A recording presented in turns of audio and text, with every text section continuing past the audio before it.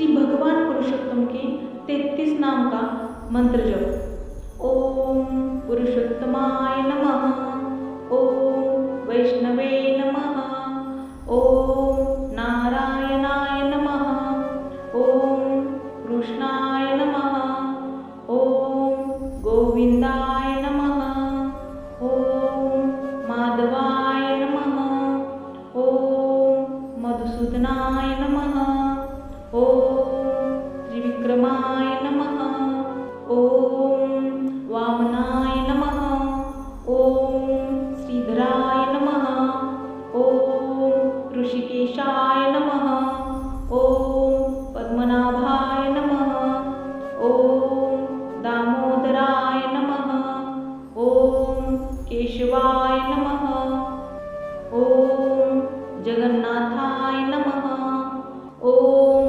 अच्युताय नमः, ओम अनंताय नमः, ओम वासुदेवाय नमः, ओम जनार्दनाय नमः, ओम उपेन्द्राय नमः, ओम हरे नमः, ओम चतुर्भुजाय नमः, ओम चक्रधारिणे नमः, ओम पीतांबराय नमः, ओम गरुडध्वजाय नमः, ओम मुकुंदाय नमः, ओम विश्वंभराय नमः, ओम यज्ञेश्वराय नमः, ओम अदोक्षजाय नमः, ओम नरसिंहाय नमः, ओम रामाय नमः,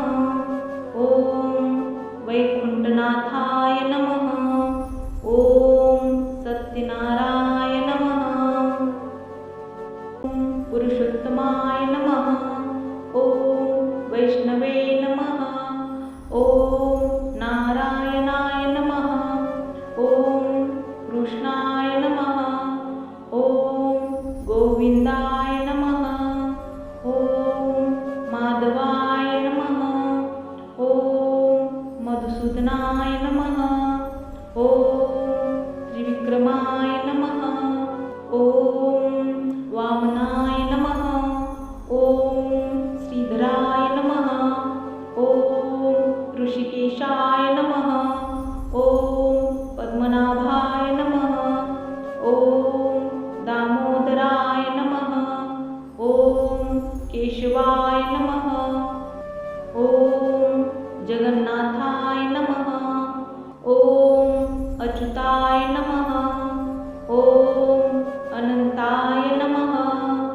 ओम वासुदेवाय नमः, ओम जनार्दनाय नमः, ओम उपेन्द्राय नमः, ओम हरे नमः, ओम चतुर्भुजाय नमः, ओम चक्रधारिणे नमः, ओम पीतांबराय नमः, ओम गरुडध्वजाय नमः, ओम मुकुंदाय नमः, ओम विश्वंभराय नमः, ओम यज्ञेश्वराय नमः, ओम अदोक्षजाय नमः, ओम नरसिंहाय नमः, ओम रामाय नमः, ओम वैकुंठनाथाय नमः, ओम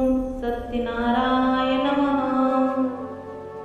ओम पुरुषोत्तमाय नमः, ओम वैष्णवे नमः, ओम नारायणाय नमः, ओम कृष्णाय नमः, ओम गोविंदाय नमः, ओम माधवाय नमः, ओम मधुसूदनाय नमः, ओम त्रिविक्रमाय नमः, ओम वामनाय नमः, ओम श्रीधराय नमः, ओम ऋषिकेशाय नमः, ओम पद्मनाभाय नमः, ओम दामोदराय नमः, ओम केशवाय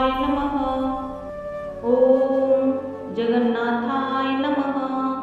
ॐ अच्युताय नमः। ॐ अनंताय नमः। ॐ वासुदेवाय नमः। ॐ जनार्दनाय नमः। ॐ उपेन्द्राय नमः। ॐ हरे नमः। ॐ चतुर्भुजाय नमः। ॐ चक्रधारिणे नमः। ॐ पीताम्बराय नमः।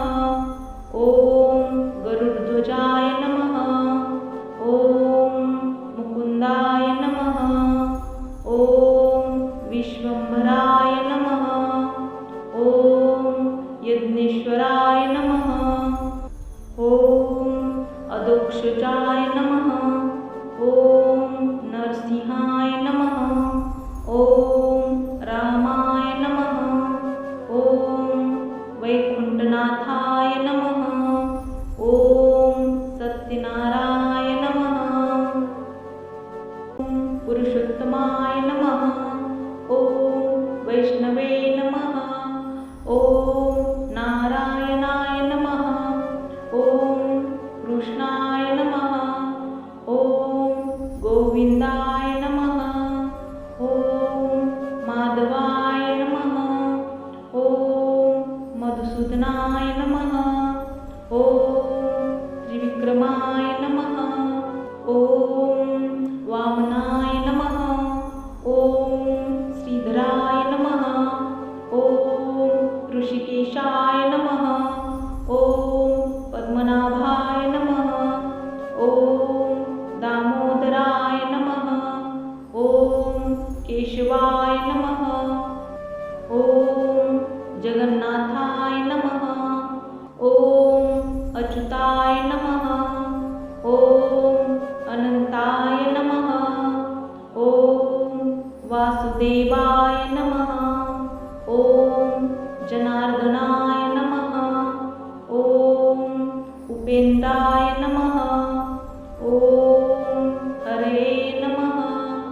ॐ चतुर्भुजाय नमः। ॐ चक्रधारिणे नमः। ॐ पीताम्बराय नमः। ॐ गरुडध्वजाय नमः। ॐ मुकुन्दाय नमः। ॐ विश्वम्भराय नमः। ॐ यज्ञेश्वराय नमः।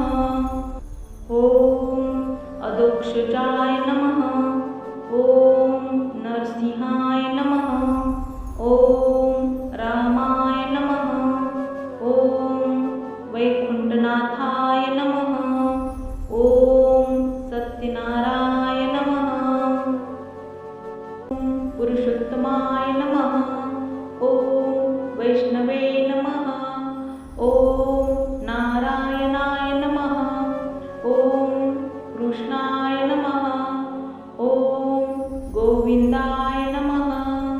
ॐ माधवाय नमः।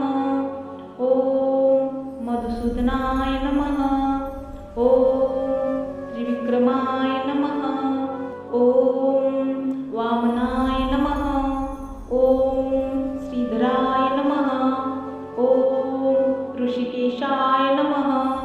ॐ पद्मनाभाय नमः। ॐ दामोदराय नमः। ॐ केशवाय नमः। ॐ जगन्नाथाय नमः। ॐ अच्युताय नमः। ॐ अनंताय नमः। ॐ वासुदेवाय नमः। ॐ जनार्दनाय नमः। ॐ उपेन्द्राय नमः। ॐ हरे नमः। ॐ चतुर्भुजाय नमः। ॐ चक्रधारिणे नमः। ॐ पीताम्बराय नमः। ॐ गरुडध्वजाय नमः। ॐ मुकुन्दाय नमः। ॐ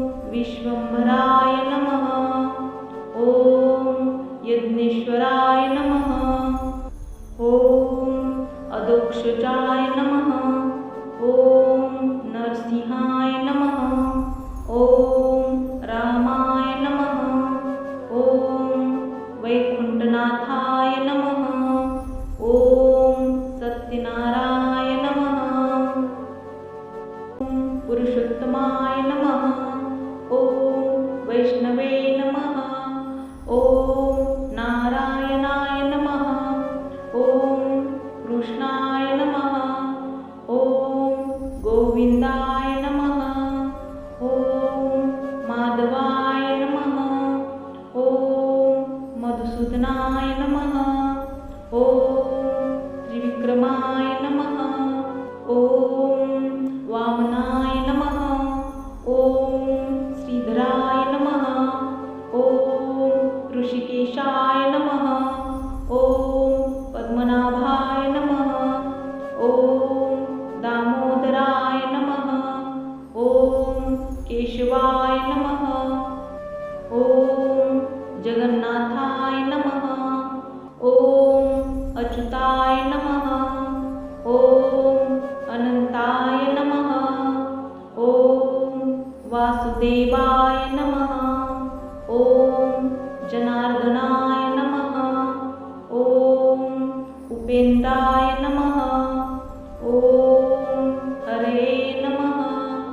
ॐ चतुर्भुजाय नमः। ॐ चक्रधारिणे नमः।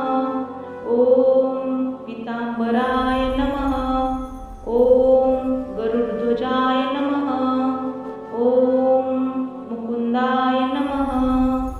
ॐ विश्वम्भराय नमः। ॐ यज्ञेश्वराय नमः। ॐ अधोक्षजाय नमः। ॐ नरसिंहाय नमः। ॐ रामाय नमः। ॐ वैकुण्ठनाथाय नमः। ॐ सत्यनारायण नमः। ॐ पुरुषोत्तमाय नमः। ॐ वैष्णवे नमः। ॐ नारायणाय नमः। ॐ कृष्णाय नमः। ॐ गोविंदाय नमः। ॐ माधवाय नमः। ॐ मधुसूदनाय नमः। ॐ त्रिविक्रमाय नमः। ॐ वामनाय नमः। ॐ श्रीधराय नमः। ॐ ऋषिकेशाय नमः। ॐ पद्मनाभाय नमः। ॐ दामोदराय नमः। ॐ केशवाय नमः। ॐ जगन्नाथाय नमः। ॐ अच्युताय नमः। ॐ अनंताय नमः। ॐ वासुदेवाय नमः। ॐ जनार्दनाय नमः। ॐ उपेन्द्राय नमः। ॐ हरे नमः। ॐ चतुर्भुजाय नमः। ॐ चक्रधारिणे नमः। ॐ पीताम्बराय नमः। ॐ गरुडध्वजाय नमः। ॐ मुकुन्दाय नमः। ॐ विश्वम्भराय नमः। ॐ यज्ञेश्वराय नमः। ॐ अधोक्षजाय नमः। ॐ नरसिंहाय नमः। ॐ रामाय नमः। ॐ वैकुण्ठनाथाय नमः।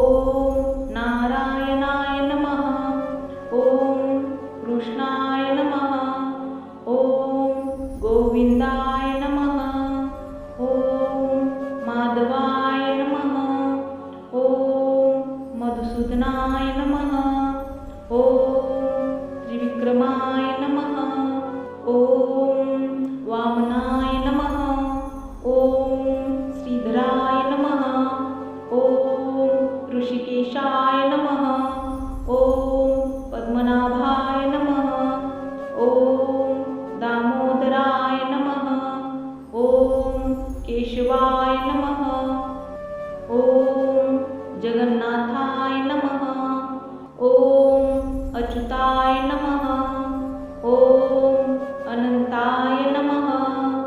ॐ वासुदेवाय नमः। ॐ जनार्दनाय नमः। ॐ उपेन्द्राय नमः। ॐ हरे नमः। ॐ चतुर्भुजाय नमः। ॐ चक्रधारिणे नमः। ॐ पीताम्बराय नमः। ॐ गरुडध्वजाय नमः। ॐ मुकुन्दाय नमः। ॐ विश्वम्भराय नमः। ॐ यज्ञेश्वराय नमः। ॐ अधोक्षजाय नमः। ॐ नरसिंहाय नमः। ॐ रामाय नमः।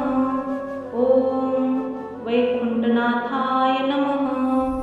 ॐ सत्यनारायणाय नमः। ॐ पुरुषोत्तमाय नमः। ॐ वैष्णवे नमः। ॐ नारायणाय नमः। ॐ कृष्णाय नमः। ॐ गोविन्दाय नमः। ॐ माधवाय नमः। ॐ मधुसूदनाय नमः। ॐ त्रिविक्रमाय नमः। ॐ वामनाय नमः। ॐ श्रीधराय नमः। ॐ ऋषिकेशाय नमः। ॐ पद्मनाभाय नमः। ॐ दामोदराय नमः। ॐ केशवाय नमः। ॐ जगन्नाथाय नमः। ॐ अच्युताय नमः। ॐ अनंताय नमः। ॐ वासुदेवाय नमः। ॐ जनार्दनाय नमः। ॐ उपेन्द्राय नमः। ॐ हरे नमः।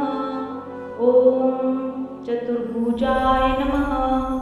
ॐ चक्रधारिणे नमः। ॐ पीताम्बराय नमः। ॐ गरुडध्वजाय नमः। ॐ मुकुन्दाय नमः। ॐ विश्वम्भराय नमः। ॐ यज्ञेश्वराय नमः।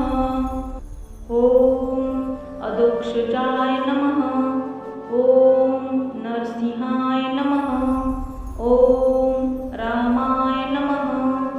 ॐ वैकुण्ठनाथाय नमः। ॐ सत्यनारायणाय नमः। ॐ पुरुषोत्तमाय नमः। ॐ वैष्णवे नमः। ॐ नारायणाय नमः। ॐ कृष्णाय नमः। ॐ गोविन्दाय नमः। ॐ माधवाय नमः। ॐ मधुसूदनाय नमः। ॐ त्रिविक्रमाय नमः। ॐ वामनाय नमः। ॐ श्रीधराय नमः। ॐ ऋषिकेशाय नमः। ॐ पद्मनाभाय नमः। ॐ दामोदराय नमः। ॐ केशवाय नमः। ॐ जगन्नाथाय नमः।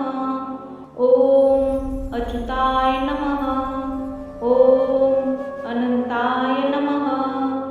ॐ वासुदेवाय नमः। ॐ जनार्दनाय नमः। ॐ उपेन्द्राय नमः। ॐ हरे नमः। ॐ चतुर्भुजाय नमः। ॐ चक्रधारिणे नमः। ॐ पीताम्बराय नमः। ॐ गरुडध्वजाय नमः। ॐ मुकुन्दाय नमः। ॐ विश्वम्भराय नमः। ॐ यज्ञेश्वराय नमः। ॐ अधोक्षजाय नमः।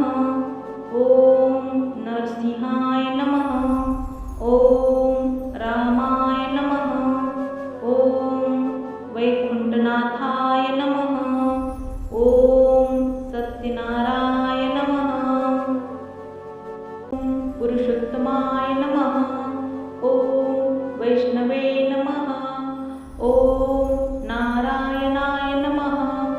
ॐ कृष्णाय नमः। ॐ गोविंदाय नमः। ॐ माधवाय नमः। ॐ मधुसूदनाय नमः। ॐ त्रिविक्रमाय नमः। ॐ वामनाय नमः। ॐ श्रीधराय नमः। ॐ ऋषिकेशाय नमः। ॐ पद्मनाभाय नमः। ॐ दामोदराय नमः। ॐ केशवाय नमः। ॐ जगन्नाथाय नमः। ॐ अच्युताय नमः। ॐ अनंताय नमः। ॐ वासुदेवाय नमः। ॐ जनार्दनाय नमः। ॐ उपेन्द्राय नमः। ॐ हरे नमः। ॐ चतुर्भुजाय नमः। ॐ चक्रधारिणे नमः। ॐ पीतांबराय